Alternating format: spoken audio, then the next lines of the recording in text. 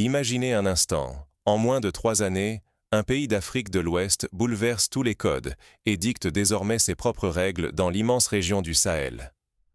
Cela semble irréaliste, presque impossible.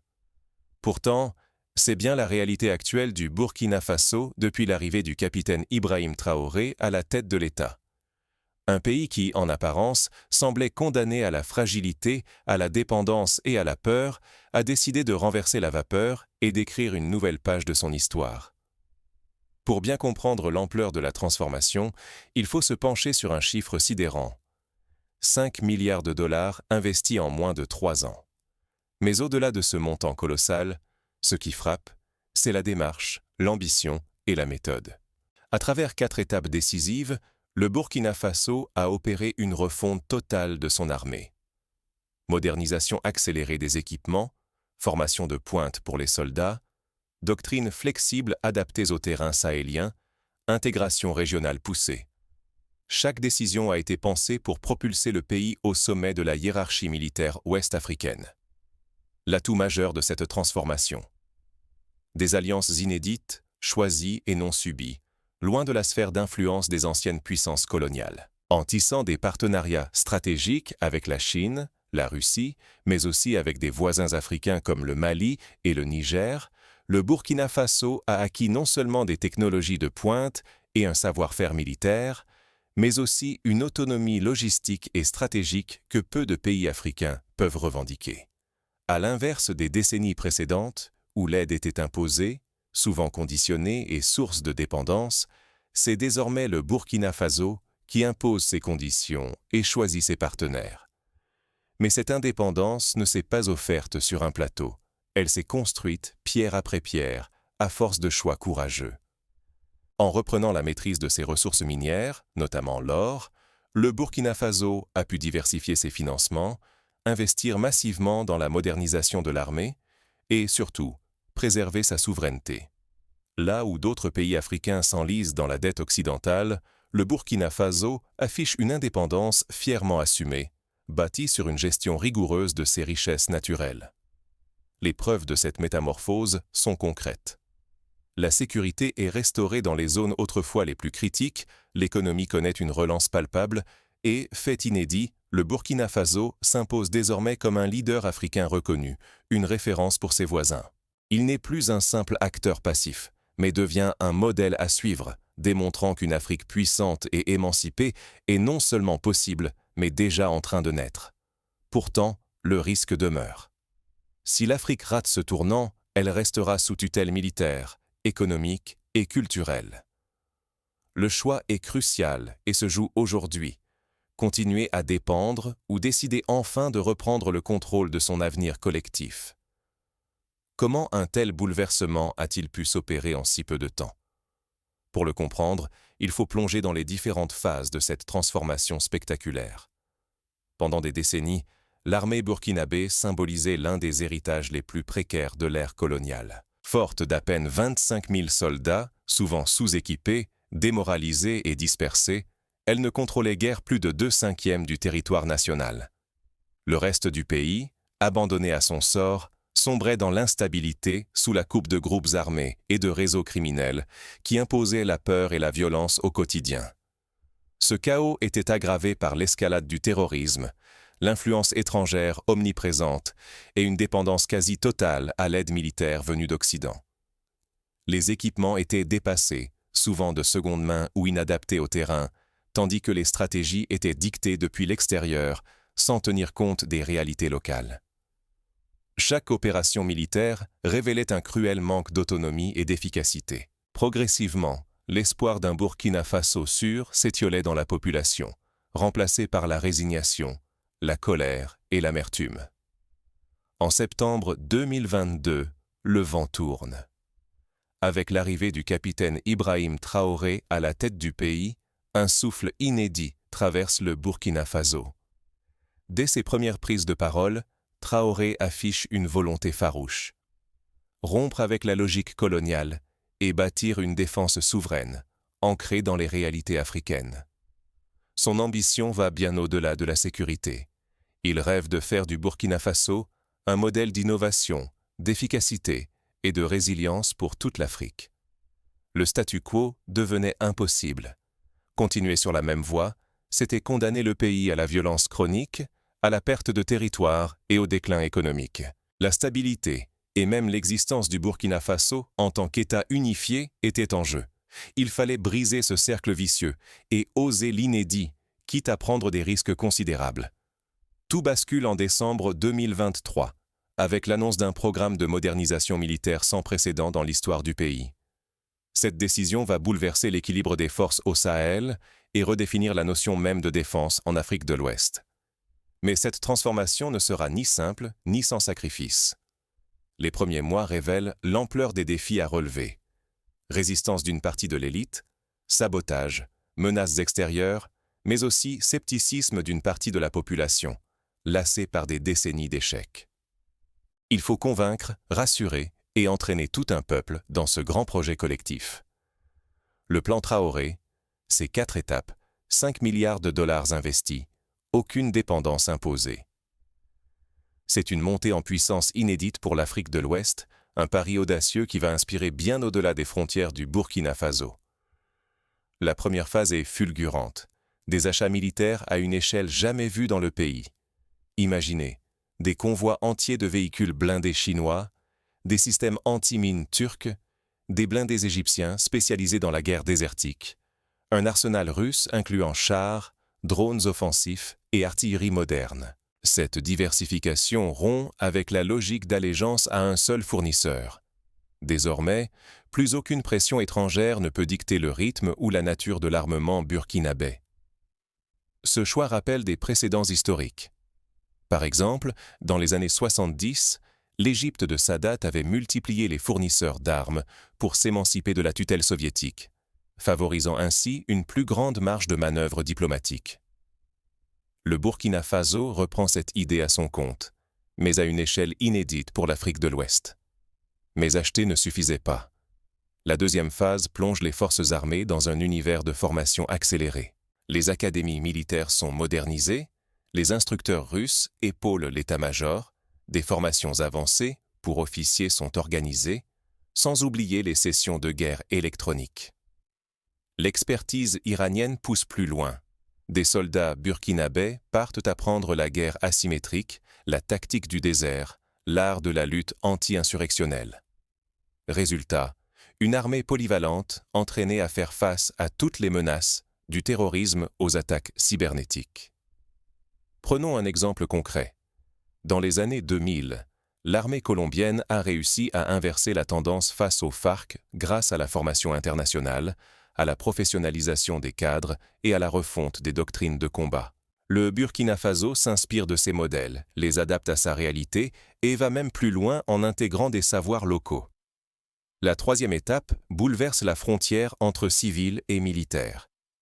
La doctrine de défense communautaire totale intègre les populations aux dispositifs sécuritaires. Chefs de village coordonnant les alertes, réseaux d'entraide locaux, formation de milices populaires. Tout le territoire adopte des tactiques adaptées au Sahel, inspirées des traditions ancestrales et des innovations contemporaines. Une véritable défense populaire, enracinée dans la réalité locale, voit le jour. Cette approche rappelle la stratégie de la People's War au Vietnam, où l'intégration des civils dans la défense nationale avait permis de résister à des armées bien plus puissantes. Au Burkina Faso, cette doctrine permet non seulement d'endiguer l'insécurité, mais aussi de renforcer le lien social et la participation citoyenne. La quatrième phase élargit la vision à l'échelle régionale. Burkina Faso, Mali et Niger unissent leurs forces pour créer l'Alliance du Sahel, défense coordonnée, entraînement commun, partage du renseignement, intervention conjointe. Cette mutualisation inédite multiplie la force de dissuasion des 3 pays et cimente une sécurité collective sans précédent. Cette coopération rappelle la création de l'OTAN après la Seconde Guerre mondiale, où l'union des armées européennes avait permis de garantir la paix face à des menaces extérieures. L'Alliance du Sahel s'inspire de ces modèles, mais les adapte aux réalités africaines et sahéliennes. Une telle ambition exigeait une indépendance financière totale. Ibrahim Traoré reprend le contrôle sur l'or burkinabé, garantissant des revenus directs pour financer la modernisation. Prêts chinois avantageux, crédits russes ciblés, accords de troc minier, échanger ressources naturelles contre matériel militaire, complètent l'arsenal financier. Au final, 5 milliards de dollars investis sans s'enchaîner à la dette occidentale, tout en gardant la main sur les ressources stratégiques du pays. Ce succès repose sur un équilibre fragile. Refuser le piège de l'endettement occidental, c'est préserver à la fois l'autonomie militaire et la richesse nationale. Une seule erreur, gaspillage, corruption, mauvaise négociation, pouvait tout faire basculer. Mais la discipline budgétaire et la diversification des partenaires ont permis de tenir bon. Pourtant, la vraie révolution ne s'arrête pas là. Elle couve ailleurs, là où la technologie et l'ingéniosité locale s'apprêtent à défier toutes les attentes du continent. Ce n'est pas seulement sur les champs de bataille que le Burkina Faso prépare sa rupture. L'innovation indigène va bientôt bousculer les équilibres technologiques en Afrique. Par exemple, le lancement de programmes de drones fabriqués localement, l'installation d'ateliers de maintenance pour les véhicules blindés et l'ouverture de centres de recherche militaire à Ouagadougou témoignent d'une volonté de produire, entretenir et améliorer le matériel sur place. Les chiffres parlent d'eux-mêmes, mais la transformation humaine et territoriale est encore plus saisissante. En moins de 2 années, l'armée burkinabé a plus que triplé, passant d'environ 25 000 à plus de 86 000 membres. À cela s'ajoutent 47 000 civils, recrutés et formés dans chaque région, intégrés à la défense territoriale. Désormais, la sécurité nationale est l'affaire de tous, du village le plus isolé à la capitale. Cette mobilisation massive bouleverse la dynamique du pays. Le contrôle effectif du territoire passe de moins de la moitié à 76%. Là où dominaient l'incertitude et la peur, des forces locales aguerries tiennent désormais les anciennes poches d'insécurité. Les habitants témoignent d'un retour de la vie normale, mais aussi d'un sentiment inédit de fierté et d'autonomie. Les résultats ne sont pas qu'une question de statistiques. Dans les zones transformées, les attaques terroristes ont chuté de 73% et les pertes civiles de 68%. Derrière chaque pourcentage, ce sont des familles épargnées, des écoles rouvertes, des marchés qui reprennent vie et des rêves qui renaissent. Pour la première fois depuis des années, l'avenir s'envisage sans peur. Ce climat de sécurité retrouvé sert de tremplin à une relance économique rapide. Les marchés locaux se remplissent, les réseaux logistiques s'étendent, la confiance renaît. En moins de 2 ans, plus de 86 000 emplois voient le jour, principalement dans l'agriculture, les mines et les nouveaux métiers liés à la défense et à la sécurité. La production d'or bondit, l'agriculture bénéficie d'un accès sécurisé aux terres, stimulant l'autosuffisance et les exportations. Prenons l'exemple du village de Nouna, jadis assiégé par la peur. Depuis la sécurisation, les coopératives agricoles s'équipent de nouvelles machines, les jeunes reviennent travailler au pays et les écoles réouvrent. Les marchés hebdomadaires, autrefois désertés, retrouvent leur effervescence. Ce n'est plus seulement la sécurité, mais un nouveau souffle de vie qui irrigue la région. Mais la mutation la plus profonde concerne la place régionale du Burkina Faso. Le pays n'est plus un simple récepteur d'aide extérieure. Il devient un maillon central de la coopération sahélienne. Avec le Mali et le Niger, une alliance de 5 000 soldats conjoints mutualise renseignements, logistique et intervention. Cette union régionale permet une riposte coordonnée aux dangers transfrontaliers et redonne au Burkina Faso une voix forte dans les stratégies africaines de sécurité. Pour illustrer l'efficacité de cette alliance, il suffit de citer l'opération Bouclier du Sahel, menée en février 2025. Lors de cette opération conjointe, les 3 pays ont réussi à neutraliser un réseau terroriste opérant sur 3 frontières, grâce à l'échange instantané de renseignements et à la coordination de troupes multinationales. Cette opération, saluée par l'Union africaine, marque un tournant dans la gestion régionale des crises sécuritaires. Ainsi, le Burkina Faso ne s'est pas simplement renforcé. Il a redéfini son modèle de souveraineté et d'influence, ce qui suscite aujourd'hui l'attention de voisins en quête d'efficacité et d'autonomie. Des délégations venues du Bénin, du Togo ou du Ghana viennent étudier ce modèle, espérant adapter à leur tour certains éléments de la méthode burkinabé. Mais une question majeure s'impose.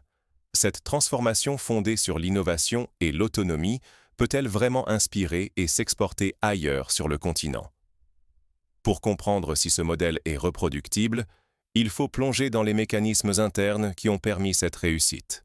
Quels choix audacieux, quelles alliances, quelles ruptures ont rendu cette métamorphose possible? Et si le vrai secret, c'était d'oser penser africain, financer africain, s'entraider africain? Ce que le Burkina Faso vient d'accomplir n'est ni réservé à une élite, ni à un contexte isolé. C'est un modèle susceptible d'inspirer tout le continent, à condition d'oser rompre avec les dépendances anciennes. Première leçon, l'indépendance financière par la valorisation des ressources nationales. En reprenant le contrôle de son or, de ses minerais et de ses terres rares, le Burkina Faso a prouvé qu'il était possible de financer une modernisation profonde sans attendre l'aide extérieure ni subir les diktats des créanciers étrangers. Cela suppose une gestion transparente, une lutte acharnée contre la corruption et l'instauration de mécanismes de redistribution équitable. Ensuite, la diversification des partenaires s'impose pour se prémunir de toute domination. Plutôt que de s'enfermer avec un unique appui, le Burkina Faso a multiplié les alliances, Chine, Russie, Turquie, voisins africains. Cette approche multipolaire permet de comparer les offres, d'imposer ses conditions et de négocier à armes égales. En Afrique du Sud, on se souvient du jeu des puissances, mené par Mandela dans les années 90 pour obtenir le soutien simultané de la Chine, des États-Unis et de l'Europe. Le Burkina Faso, à son tour, joue sur plusieurs tableaux pour maximiser ses marges de négociation. Mais l'argent et les alliances ne suffisent pas. Il faut aussi renforcer les capacités locales. Investir dans la formation, professionnaliser les cadres, associer les communautés à la sécurité. Chaque progrès consolide la confiance et l'expertise sur le continent. Les académies militaires modernisées, les centres de recherche, les écoles techniques et les partenariats universitaires deviennent le socle de cette autonomie nouvelle. À titre d'exemple, l'ouverture en 2024 d'une école polytechnique de défense à Ouagadougou attire déjà des étudiants venus de toute la sous-région. L'industrialisation locale constitue le défi suivant. Produire sur place, entretenir et innover, c'est briser le cycle de la dépendance logistique. Chaque pièce fabriquée au pays, chaque ingénieur diplômé, rapproche de la souveraineté réelle et durable. Les ateliers de maintenance pour blindés, la fabrication locale de pièces détachées pour drones, l'assemblage de radios cryptées sont des pas concrets vers l'autonomie. Cette démarche rappelle l'exemple brésilien où l'industrie militaire indigène a permis au pays de s'émanciper partiellement des importations. Adopter une vision à long terme est essentiel. Il ne s'agit plus seulement de renforcer l'armée de terre, mais de penser aussi à l'aérien, au naval, au cyber et même au spatial. L'Afrique ne doit pas simplement réagir aux crises, elle doit anticiper, planifier et bâtir pour les générations futures. Le Burkina Faso a posé les premiers jalons d'un système de surveillance par satellite en partenariat avec des universités russes et indiennes, preuve que l'innovation ne connaît pas de frontières. Ce qui est en jeu, c'est que si d'autres nations africaines s'inspirent de ce modèle, elles pourront conquérir leur autonomie stratégique et économique. Sinon, la dépendance continuera de les freiner et la sécurité restera une illusion, sous tutelle étrangère. Mais le Burkina Faso montre la voie, prouvant que l'audace et l'ingéniosité peuvent transformer la donne. Pour aller plus loin, chaque État africain peut suivre des étapes concrètes pour adapter ce modèle à sa situation. Faire l'audit de ses ressources naturelles et mettre en place une agence nationale transparente de gestion des richesses. Évaluer ses besoins militaires réels en s'inspirant des doctrines adaptées au contexte local. Diversifier ses fournisseurs et partenaires en privilégiant les accords de transfert de technologie et de formation. Moderniser ses écoles militaires et créer des passerelles avec les universités pour former une nouvelle génération de cadres africains. Intégrer la société civile à la défense en instaurant des mécanismes de participation citoyenne à la sécurité communautaire. Promouvoir l'innovation locale en finançant des centres de recherche, des start-up et des coopératives technologiques. Mutualiser les efforts avec ses voisins, pour créer des alliances régionales solides et efficaces. Prenons l'exemple du Ghana, qui a récemment initié un programme de formation militaire conjointe avec le Burkina Faso, axé sur la lutte contre la piraterie dans le golfe de Guinée. Cette coopération permet non seulement de renforcer la sécurité maritime, mais aussi d'échanger des compétences et de bâtir une solidarité régionale. En conclusion, que retenir de la révolution burkinabé? Le parcours est exigeant, semé d'embûches, mais chaque État africain détient désormais la preuve qu'un autre avenir est possible. Il suffit d'oser le rêver, puis de s'unir pour le réaliser. Les succès obtenus au Burkina Faso sont le fruit d'une volonté collective, d'une stratégie cohérente et d'un engagement sans faille de toutes les composantes de la société. Mais réussir ce tournant n'est pas sans obstacle. Les résistances internes, les pressions extérieures, les doutes collectifs et même les tentations de retour en arrière sont autant d'épreuves à surmonter. La vigilance, la transparence et la mobilisation citoyenne seront les clés de la pérennité de cette révolution. Le Burkina Faso vient de prouver qu'en Afrique, il suffit parfois d'une seule chose pour tout changer, la volonté. Mais cette volonté doit s'accompagner d'actions concrètes, de choix stratégiques et d'une capacité à mobiliser toutes les forces vives de la nation. Ce que nous avons observé dépasse la simple modernisation technique ou l'imitation de modèles étrangers. C'est une révolution forgée dans la douleur, la réflexion et l'innovation. Une révolution qui, loin d'être un feu de paille, s'inscrit dans la durée et s'apprête à inspirer tout un continent. Le pari du capitaine Traoré montre que, même face à l'adversité, il est possible de mobiliser toutes les ressources, d'impliquer chaque communauté et d'évaluer chaque partenariat selon les intérêts africains. L'impossible devient alors possible. Ce n'est plus seulement l'armée burkinabé qui se transforme, mais toute l'idée de souveraineté sur notre continent. L'Afrique a trop longtemps subi des récits qui la réduisaient à la dépendance, où ses armées vivaient sous perfusion étrangère. Mais aujourd'hui, le Burkina Faso démontre qu'avec une stratégie multipolaire, la maîtrise de ses propres ressources et l'innovation locale, un pays peut briser ce cycle. Il devient alors une source d'inspiration pour toute la région. Ce chemin n'est pas sans risque. Miser sur l'indépendance, c'est accepter de porter sur ses épaules la réputation, la sécurité et l'avenir de tout un peuple. Mais c'est aussi offrir à chaque Africain la chance de participer, de soutenir et de défendre ce mouvement. L'avenir de l'Afrique dépendra de notre capacité à inventer nos propres règles, à assurer notre sécurité et à bâtir des modèles puissants et durables. Tout commence par la volonté, mais se poursuit par l'action collective, la solidarité et la détermination à ne plus jamais subir. La question est désormais posée. L'Afrique saura-t-elle saisir ce nouvel élan? Et vous, serez-vous prêt à y prendre part? Le chemin ouvert par le Burkina Faso n'est qu'un début. Suivez-nous pour découvrir, étape après étape, comment cette dynamique pourrait, demain, bouleverser tout le continent africain et permettre, enfin, l'avènement d'une Afrique forte, autonome